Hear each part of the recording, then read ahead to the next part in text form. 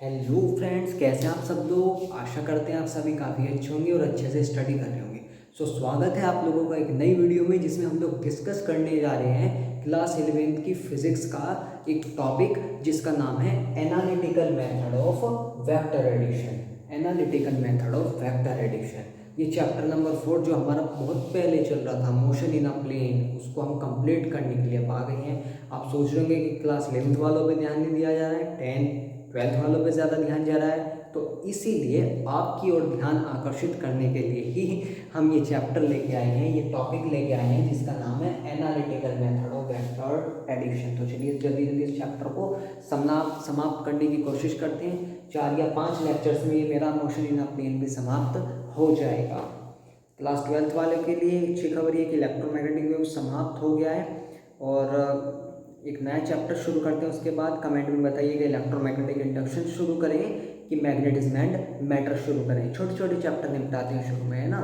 चलिए, तो analytical method vector addition क्या कहता है। देखो, अब से पहले हमने, अगर आपने कभी मेरी पहली वीडियो देखी होगी तो उसमें मैंने आपको किसके बारे में डिस्कस किया था, ग्राफिकल मेथड के बारे में डिस्कस कराया था आपको, कि भाई किस तरीके से ग्राफिकल मेथड्स का यूज़ करके हम लोग वेक्टर्स को शॉर्ट आउट करते थे, रिजल्टेंट निकालते थे, है ना। √a² + b² + 2ab cos theta किया करते थे, याद होगा आपके, है ना।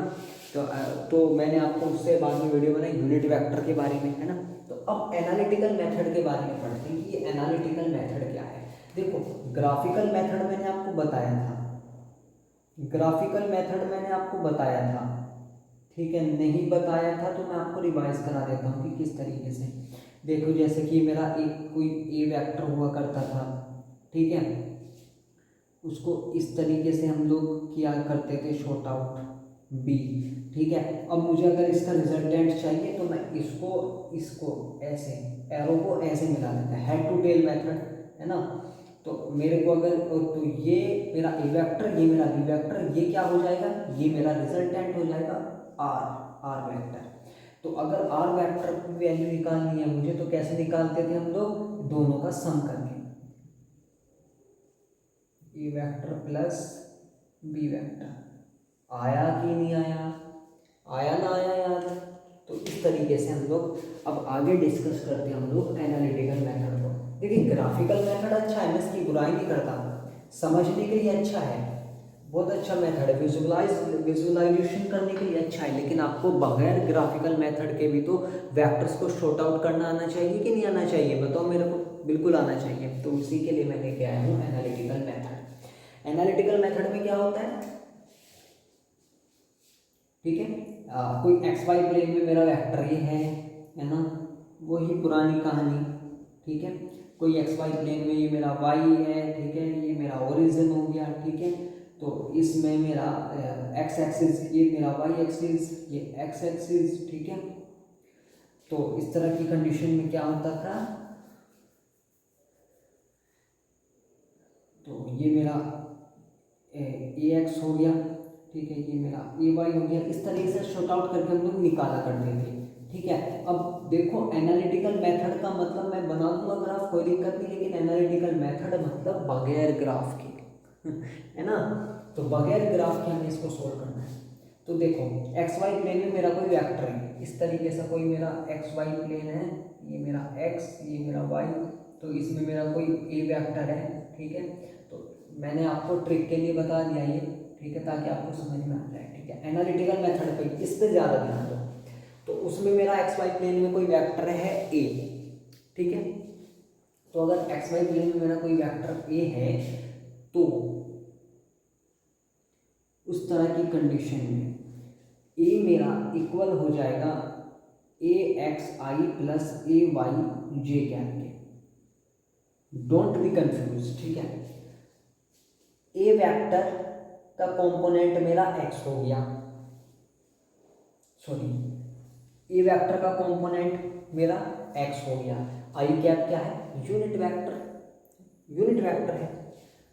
और वाई कंपोनेंट ए का हो गया, ए वेक्टर का कंपोनेंट मेरा वाई हो गया, ए वेक्टर का कंपोनेंट क्या हो गया, वाई हो गया, ठीक है। इसी से तो ऐसे ही तो शो करेंगे इसको। और जे कैप मेरा यूनिट वेक्टर हो गया। बताओ, अब अगर कोई दूसरा वेक्टर मैं रख दूँ तो उसमें कोई बुराई थोड़ी है, मैंने बी रख दिया, तो बी के लिए बी का पहले तो कंपोनेंट क्या होगा, एक्स होगा। चलो भाई यूनिट वेक्टर के लिए आई कैप ले लेते हैं प्लस बी, अब की बार कहाँ हो गया वो बी, वाई कंपोनेंट के लिए, ठीक है। अब रिजल्टेंट क्या होगा इस तरह की कंडीशन में मेरा, रिजल्टेंट के लिए क्या किया करते थे बताओ, रिजल्टेंट के लिए मेरे भाई इसको ऐड कर देना, R is equal to A plus B,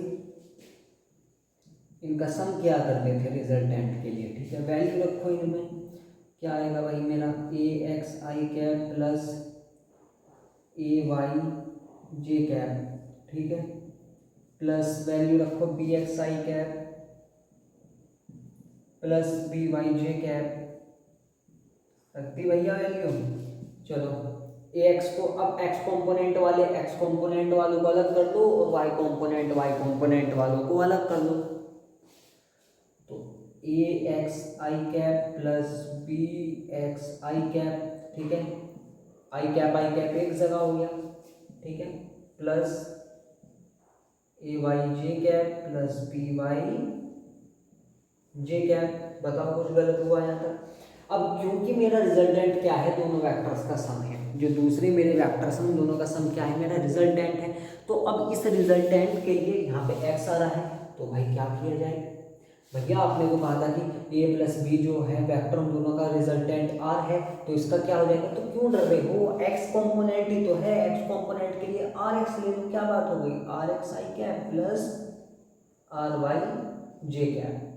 तो ये मेरा फाइनली रिजल्टेंट निकल के आया, कुछ बुराई थोड़ी थी, ये तो मेरा दो डायमेंशन के लिए था। मोशन इन प्लेन में कितने डायमेंशन होती है, 2 डायमेंशन, तो 2D के लिए, ठीक है। अगर आप 3D के लिए भी निकालना चाहें तो वहाँ पे एक वेक्टर फाइनली बढ़ जाएगा, यहाँ पे हो जाएगा ए जेड कंपोनेंट के लिए, ठीक है, जेड कंपोनेंट के ए वाई जेड कंपोनेंट, और इसके साथ यूनिट वेक्टर के क्या आ जाएगा, वही प्रोसेस करना बिल्कुल इसकी तरह। लेकिन क्या है कि एक मेरा जो वेक्टर है, एक जो मेरा कंपोनेंट है, एक जो मेरा यूनिट वेक्टर है वो बढ़ जाएगा, केवल इतना है 3 डायमेंशन के लिए।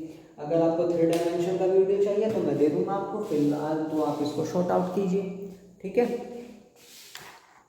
क्या अब आप डिस्प्लेसमेंट और पोजीशन वेक्टर के बारे में पढ़ोगे, बोलो, चलिए तो पढ़ा देते हैं आपको, पोजीशन लगी हाथ आपको, पोजीशन और डिस्प्लेसमेंट वेक्टर भी। चलिए पोजीशन वेक्टर काफ़ी दिक्कत मोस्ट ऑफ स्टूडेंट्स को आती है, लेकिन जितना आप टफ इसको बना देते हो, जितना टफ इसके बारे में आप लोग सोचते हो उतना टफ ये है नहीं, इजी सा टॉपिक है, आपको अभी समझाई देते हैं हम लोग इसके बारे में ज़्यादा समय न नष्ट करते हुए।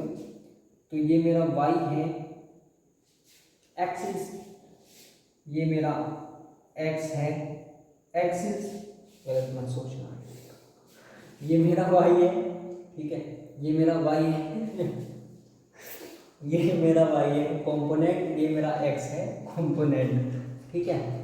तो अब क्योंकि मेरा x और y कंपोनेंट है, x एक्सिस मेरा हॉरिजॉन्टल एक्सिस पे है, y एक्सिस मेरा वर्टिकल एक्सिस पे है, होता है ना ऐसे, तो केवल ओरिजिन लेना है मुझे यहाँ से, ओरिजिन मैंने लिया यहाँ से, ठीक है। और यहाँ पे कहीं दूर जब ढल जाए, ठीक है, P पॉइंट है कहीं दूर मेरा एट टाइम t पे। अब एट टाइम t पे क्या होगा, वो वेक्टर जो ओरिजिन से P तक की पोजीशन बताएंगे, वो वेक्टर जो ओरिजिन से मेरी किसी पॉइंट के पार्टिकल की पोजीशन बताए, वो मेरा पोजीशन वेक्टर होगा। सुनो ध्यान से, वो वेक्टर जो मेरा ओरिजिन से किसी भी बॉडी या किसी भी पार्टिकल या किसी भी ऑब्जेक्ट की पोजीशन बताए, ठीक है, वो होगा मेरा क्या, पोजीशन वेक्टर। चलिए ये बता दी पोजीशन एट टाइम t पे। अब कहीं ये पॉइंट P है, अब ये जो मैं फोर्स लगा होगा कुछ यहाँ पे या कुछ भी प्रोसेस हुआ होगा, ये पॉइंट P जो है इस पोजीशन पे आ गया, P dash at time T dash, P2 भी ले सकते हो, T2 टाइम भी ले सकते हो, लेकिन मैंने P डैश T डैश ही ले लिया, ठीक है। टाइम T डैश पे ये मेरा पोजीशन P डैश पे आ गया। तो इस तरह की कंडीशन में क्या होगा, कुछ नहीं, केवल यहाँ से इसकी पोजीशन बता दी इस वेक्टर ने ओरिजिन से, ठीक है, ओरिजिन से पी डैश तक की जो पोजीशन बताएगा वो मेरा वेक्टर पोजीशन वेक्टर कहलाएगा। ठीक है, ओके। तो ये मेरा डिस्टेंस r1 हो गया, ठीक है, ये मेरा डिस्टेंस r2 हो गया, ठीक है। दोनों के देखो डिस्प्लेसमेंट क्या था, डिस्प्लेसमेंट होता है किन्हीं भी दो वेक्टर के बीच का डिस्टेंस, छोटे से छोटा रास्ता, किन्हीं भी दो डिस्टेंस, दो पार्टिकल, दो ऑब्जेक्ट के बीच का छोटे से छोटा रास्ता। तो इन दोनों के बीच के डिस्टेंस मेरी हो जाएगी क्या, इन दोनों के बीच के डिस्टेंस हो जाएंगी मेरी डेल्टा आर, डेल्टा आर। यहाँ पे डेल्टा आर मेरा क्या है, जहाँ पे दिख रहा है ना आप लोगों को, डेल्टा आर क्या है मेरा, R2 minus R1, R2 minus R1, ये मेरा डेल्टा आर हो जाएगा। ठीक है, किन्हीं भी दो वेक्टर के बीच की जो डिस्टेंस होगी, ठीक है, चेंज इन पोजीशन, इसको क्या बोल सकते हो फाइनली आप, चेंज इन पोजीशन या डिस्टेंस या चेंज इन पोजीशन। ठीक है, जो पोजीशन में जितना भी चेंज आया, इतना चेंज आया, टी पे यहाँ था, टी डैश पे वहाँ चला गया, इतना चेंज आया। ठीक है, कैसे पता चला, डेल्टा आर से, कैसे पता चला, डेल्टा आर से। ठीक है, टी डैश पे ही यहाँ पहुँच गया, केवल इतनी सी बात थी और कुछ नहीं। बाकी आप इस पर अगर वेक्टर लो लगाना चाहें तो वेक्टर ही इसको सोल्व कर सकते हैं, लेकिन पोजीशन और डिस्प्लेसमेंट वेक्टर मैंने आपको इतना ही बताया। ठीक है, तो फाइनली क्या हो जाएगा, डेल्टा आर का वैल्यू, डिस्प्लेसमेंट जो मेरा डेल्टा आर है, इसका वैल्यू R2 माइनस R1 से निकल के आया। ठीक है, और ये चेंज इन पोजीशन होता है। ठीक है, तो केवल इतना फिलहाल आप लोग इसको स्टडी करेंगे। ठीक है, जितना आपकी स्कूल के एग्जाम्स के लिए इम्पोर्टेंट है उतना ही मैं फ़िलहाल करा रहा हूँ, बाकी मैं इसको पूरा भी करा सकता हूँ। पूरा कराने के लिए कुछ नहीं, केवल आपको वेक्टर ही इसको सोल्व करना है। ठीक है, इसके लिए हम आगे डिस्कस करेंगे। So thank you very much.